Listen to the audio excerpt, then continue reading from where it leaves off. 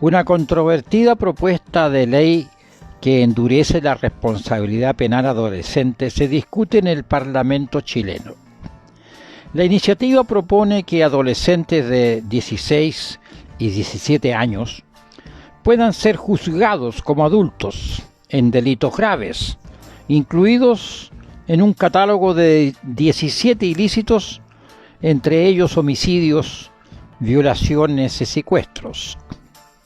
Además, existen mociones parlamentarias, particularmente del bloque oficialista, que plantea rebajar la responsabilidad penal adolescente a 13 años y aplicarles el régimen penitenciario común a jóvenes entre 16 y 17 años que sean reincidentes o partícipes en delitos de mayor connotación social.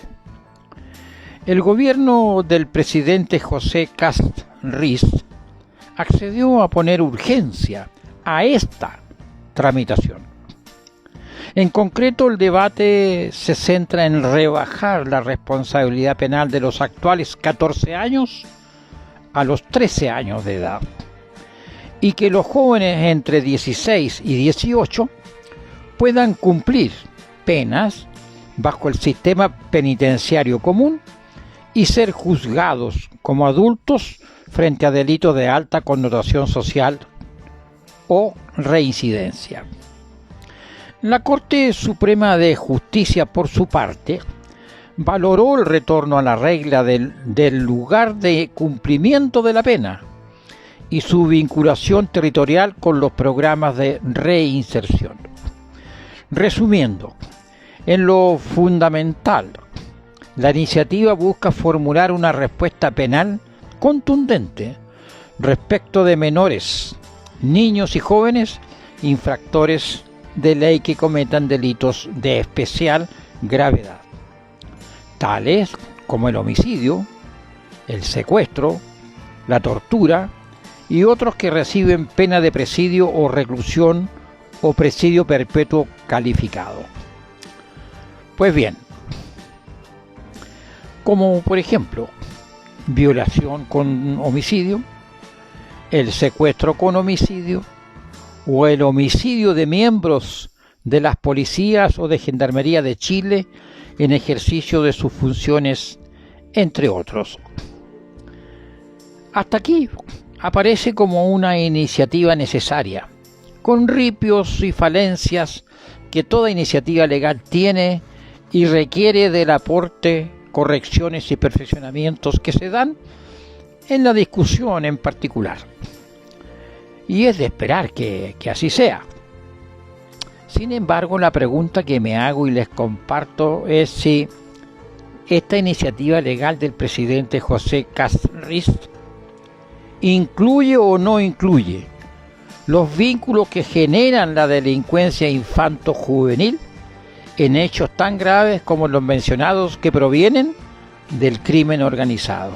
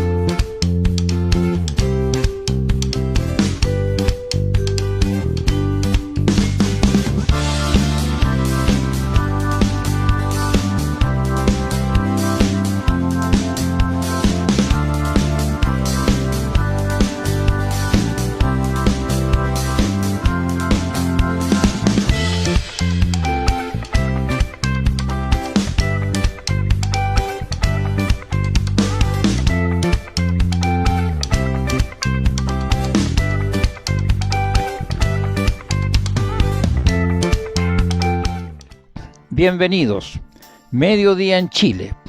Aquí comienza Tribunas Ciudadanas, 8ª temporada. Su voz en las redes sociales.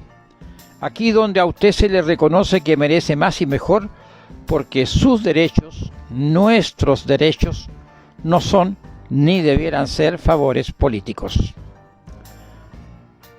Curiosamente, hasta aquí no existe una propuesta integral de vinculación con el origen, el fundamento basal que genera la presencia infanto-juvenil en este tipo de delitos violentos. Delitos violentos que deben abordar, atender y resolver con las medidas sancionatorias que finalmente se consideren pertinentes.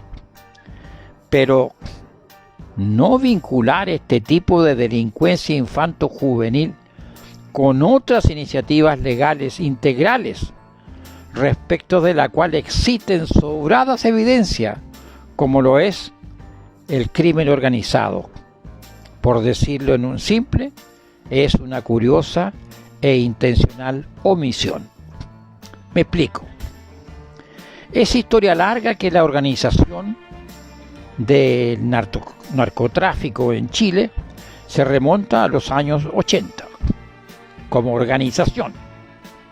Ya a inicio de los gobiernos civiles post-dictadura, que conocemos como desde Chile, junto con el boom exportador de entonces, también incluía la cocaína.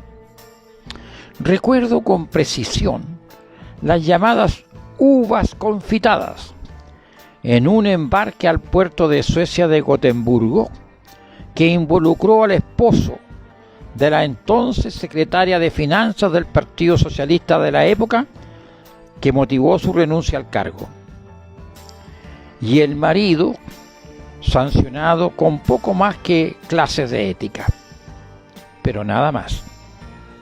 Entonces convengamos que desde entonces la organización profesional del crimen organizado, incluido el narcotráfico, es una industria formalmente establecida en Chile.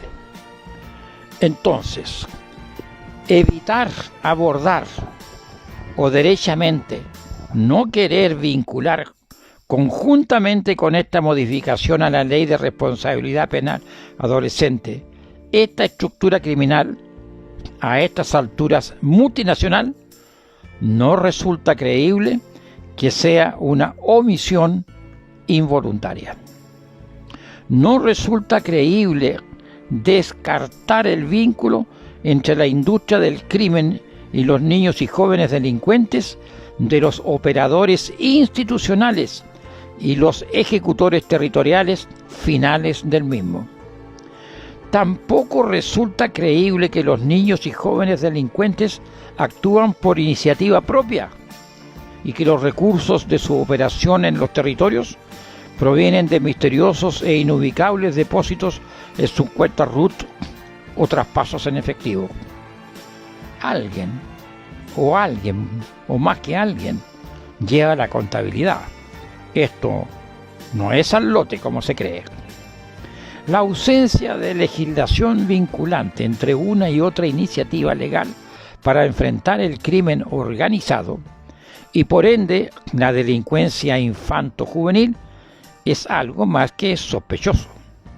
Lamentablemente la clase política en su conjunto, oficialistas y oposición, no dan explicaciones de cara al país para transparentar las posturas de cada cual al respecto. Quizás debiera haber una especie de tribunal especial, inquisitorio, que indague y busque las respuestas y establezca al menos unas primeras responsabilidades políticas, lo mínimo que se pide. No es el propósito de este programa proponer iniciativas vinculantes entre la responsabilidad familiar y el delincuente infanto-juvenil. Tampoco es el propósito de este programa proponer iniciativas vinculantes entre la familia, el delincuente infanto-juvenil y los operadores profesionales y territoriales del crimen organizado. Menos aún es el propósito de este programa proponer iniciativas vinculantes entre la institucionalidad vigente del Estado, por ejemplo la autoridad tributaria, y el origen de los ingresos, y contrastar con declaraciones de renta, de patrimonio y cuentas bancarias y afines, o que se declare el origen de los dineros de fianzas judiciales, y si no tiene explicación, Pues bien, que queden de beneficio fiscal y el operador de la fianza tendrá que responder de dónde provino el dinero. ¿De dónde provienen los dineros que financian abogados o bufetes de abogados que ejercen la defensa de estos imputados o delincuentes condenados? ¿Y para qué seguir? Existe suficiente profesionalismo técnica y capacidad operativa que además se puede mejorar y perfeccionar, junto a la necesaria ética y responsabilidad operacional de las policías chilenas, como para no constituir, por ejemplo, una fuerza de tarea especial y blindada legalmente para que descubra lo que se sabe que existe y llevarlos a juicio. Sí, ¿para qué seguir? Me queda la sospecha de que no es que no se pueda. No es que no se pueda combatir y erradicar el crimen organizado. Pareciera que no se quiere.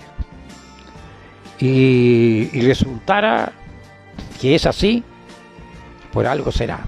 Y créanme, no es una metáfora, ni menos una hipérbole. Esta fue su Tribuna Ciudadana Semanal. Hasta el próximo sábado.